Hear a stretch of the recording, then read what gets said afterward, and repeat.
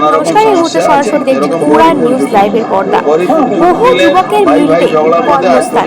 কি বললেন এই বিষয়ে সাংসদ অর্জুন সিং, শুনে নেব তারই মুখ থেকে বিস্তারিত। আর কোনোদিন ও চালু হবেও না। যা ওর পরিস্থিতি আছে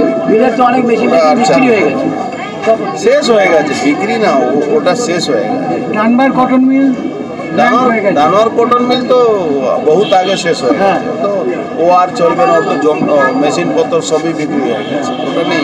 ডানোয়ার শেষ হয়ে গেছে, অন্নপূর্ণা শেষ হয়ে গেছে, কিছু করার নেই। অন্নপূর্ণাতে আমাদের সরকার ওখানে একটা টেক্সটাইল পার্ক করছে, হয়তো অনেক ছেলে চাকরি করতে পারে।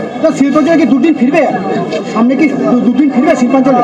দেখুন, শিল্পাঞ্চলে দুদিন ফেরার জন্যে মানে বলতে গেলে নতুন টেকনোলজি, নতুনভাবে যদি গভর্নমেন্ট সেভাবে করে তাহলে নিশ্চয়ই ফিরবে।